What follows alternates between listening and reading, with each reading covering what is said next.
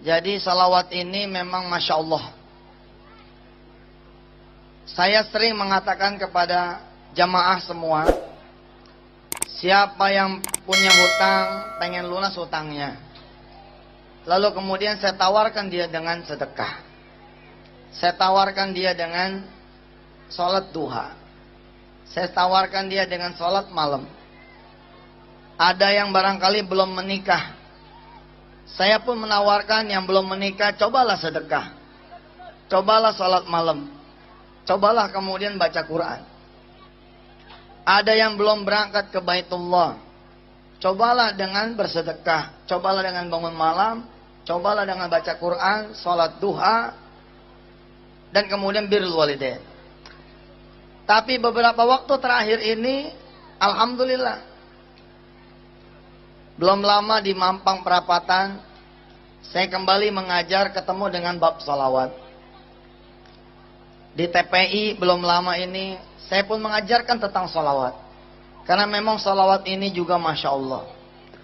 Siapa yang mencintai Rasulullah Sallallahu Alaihi Wasallam, maka Allah akan mencintai dirinya. Qul in kuntum tuhibbunallah fattabi'uni.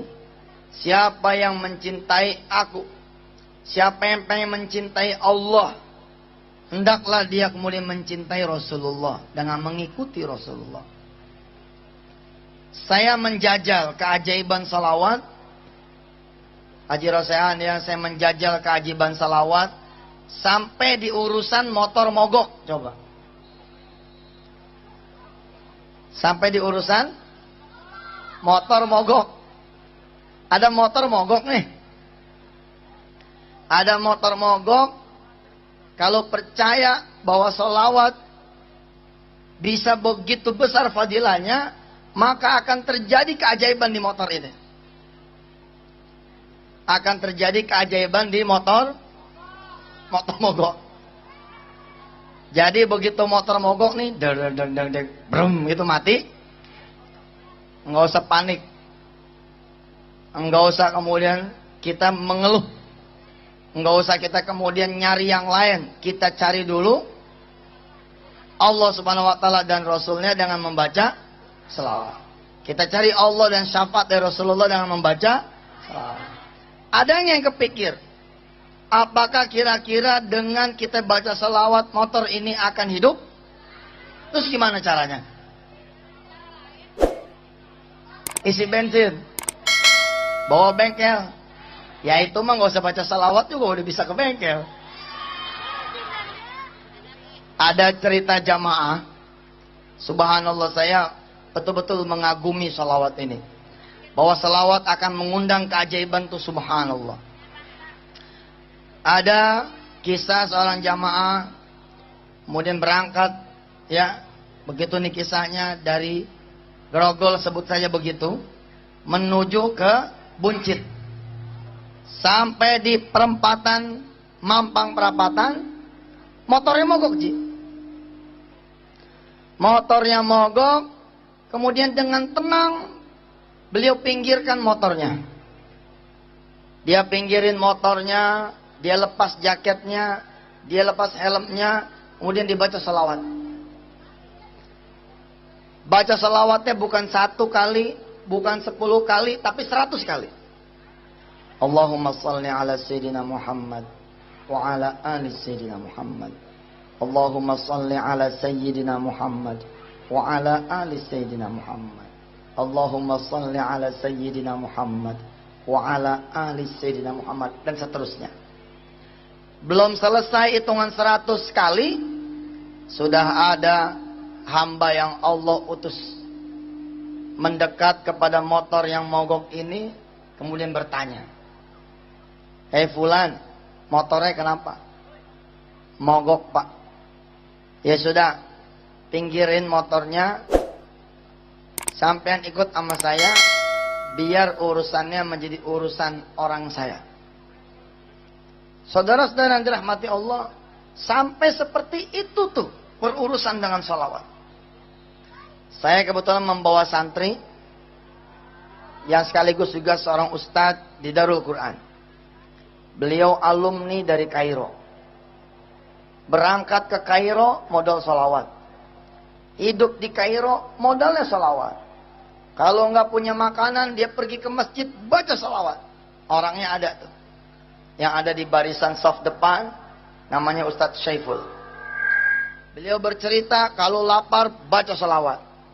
Kalau pengen bayaran nggak punya duit baca sholawat. Pengen beli buku, pengen beli kitab nggak punya duit baca sholawat. Subhanallah. Di hari-hari pertama di Kairo, di Al-Azhar University di Mesir, beliau sudah langsung ngetrek baca sholawat. Hari pertama itu berkenalan dengan seorang Mesir yang kemudian akhirnya malah menanggung biaya beliau hidup dari mulai awalnya sampai akhirnya, dan sekarang masih menjadi orang tua beliau di Mesir. Subhanallah. Saya punya sahabat lagi para sehat. Itu namanya Diauddin. Alumni dari Yaman. Alumni dari Hadramaut. Kecintaannya terhadap salawat membawanya istiqomah. Di urusan salawat setiap hari minim-minim 1000 kali salawat. 1 tahun yang silam, 1,5 tahun yang silam beliau mengabdi di pesantren. Dalam suasana ngobrol-ngobrol, kemudian saya bertanya kepada dia, Diauddin, emang gak ada rencana menikah? Ada Ustazuna. Siapa yang tidak pengen menikah? Saya pengen menikah. Kapan Diauddin pengen menikah? Kalau bisa Ustaz, tahun ini juga saya menikah. Bisa. Saya bilang bisa insya Allah. Bagaimana caranya? Dengan mengundang syafaat Rasulullah SAW. Dengan mengundang kecintaan Allah terhadap kita dengan cara kita mencintai Rasulullah SAW. Saya tahu sahabat saya ini, saya tahu adinda saya ini, saya tahu ustadz saya ini, saya tahu santri saya ini sudah mencintai Rasulullah lebih daripada saya. Setiap hari dia baca 1000 kali sholawat. Tapi saya bilang kepada beliau, Ustadz Diauddin, ketika dulu saya punya hutang dan tidak mengerti saya bagaimana caranya saya bayar hutang, saya kemudian mengambil biji-bijian tasbih, membaca sholawat sebanyak 4444 kali setiap hari. Kalau tidak salah saya dulu menghitung kurang lebih 2 jam kalau saya membacanya seperti ini. Allahumma salli ala sayyidina Muhammad wa ala ali sayyidina Muhammad. Allahumma salli ala sayyidina Muhammad wa ala ali sayyidina Muhammad. Allahumma salli ala sayyidina Muhammad wa ala ali sayyidina Muhammad. Allahumma salli ala sayyidina Muhammad wa ala ali sayyidina Muhammad. Allahumma salli ala sayyidina Muhammad wa ala ali sayyidina Muhammad. Kalau bacanya seperti ini insyaallah 2 jam berturut-turut. Dalam 1 hari 2 jam, di pagi hari insyaallah itu salawat 4444 kali selesai. Lalu saya katakan kepada Diauddin, Diauddin, jangan mencari jodoh, cari saja Allah dan Rasulnya. Jangan cari jodoh, cari saja Allah dan Rasulnya. Kalau kita mencari jodoh, kita perlu keluar duit juga untuk ngelamar dia, untuk pestanya, untuk rumahnya, untuk isinya, untuk yang lain-lainnya. Tapi kalau Allah dan Rasulnya yang mencarikan, maka urusan biaya menjadi urusan Allah dan Rasulnya. Diauddin memang santri. Diauddin seorang ustadz yang dapat gaji dari pesantren, tapi dia seorang santri. Naam Ustadzuna, naam ya Sayyidi, sami'na wa ata'na. Dimulailah kemudian perjalanan riyadhah. 40 hari saya bilang sama dia, Diauddin, ajastu lakum, ajastu laka ya Sayyidi, ajastu laka ya Diauddin. Baca ini sholawat 4444 kali selama 40 hari berturut-turut. Sanggup? Insya Allah Ustaz, saya sanggup. Dibaca sama dia. Belum menyampe 40 hari, Allah Karim, ada saudagar yang kaya raya. Di mana tempat dia dilahirkan, yakni di Tegal. Beliau orang Tegal, asalnya Tegal. Ada saudagar, ada orang kaya di Tegal, di kampungnya dia, yang mengetahui bahwa Diauddin sudah lulus dari Yaman. sudah lulus dari Hadramaut, dan sekarang berdinas, bertugas di pesantren Darul Quran, di Ustadz Yusuf Mansur. Lalu saudagar ini datang mendatangi orang tuanya Diauddin. Subhanallah, dilamarkan. Diminta. Kebetulan jodohnya saat itu masih aliyah kelas 3. Masih SMA kelas 3. Diauddin menghadap ke saya, dia bilang, bagaimana nih Ustaz? Saya udah ada yang ngelamarin. Tapi untung tahu, saya nggak punya duit. Din, ingat gak kalimat kita dulu? Kalau ente meminangnya dengan sholawat, maka ente nggak keluar duit, malah ente yang dibayar. Betul. Percaya nih anak-anak muda nih. Urusan jodoh itu urusan yang susah.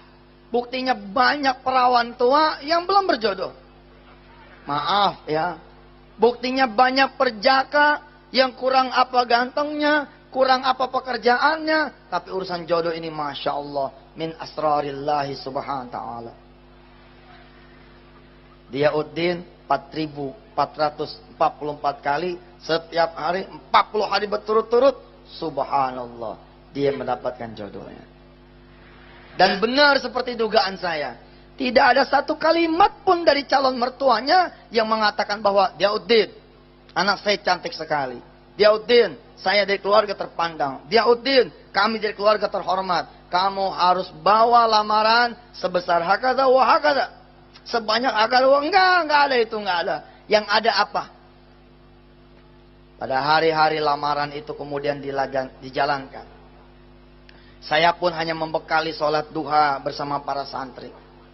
Hanya membekali doa dengan para santri melepas beliau untuk pergi melamar. Kemudian orang tua dari pihak calon mertua mengatakan, Diauddin, tenang saja. Urusan nikah itu urusan bapak. Subhanallah. Diauddin, bahkan untuk kamu udah bapak bangunkan warung. Yang disebut warung adalah minimarket. Yang kira-kira kalau kita bepokok gitu ya, bamodal, itu kira-kira kurang lebih mungkin 500 juta rupiah. Subhanallah. Bersyukurlah jika saudara-saudara adalah satu orang kaya. Saudara bisa baca salawat lebih banyak daripada orang miskin. Bersyukurlah para sehan yang punya kekuasaan. Yang punya kemudian kemampuan. Yang punya kesempatan untuk mengumpulkan orang-orang membaca salawat. Karena orang-orang yang tahu nikmat Allah itu akan membaca salawat lebih banyak daripada orang-orang yang tidak punya kelapangan. Bagaimana caranya Ustadz? Begini. Baca salawat 4.444 kali buat kita orang yang gak punya duit. Buat kita orang yang gak punya teman. Buat kita orang yang gak bisa nyuruh orang. Buat kita orang yang tidak bisa meminta kepada orang lain untuk membaca. Kita perlu 2 jam. Dan itulah saya. Saya kira-kira 10 tahun yang lalu seperti itu. Baca sendirian. Allahumma sholli ala Muhammad. Allahumma sholli ala Muhammad. Berat. Amalan ini bukan amalan enteng. 2 jam berturut-turut siapa yang bisa?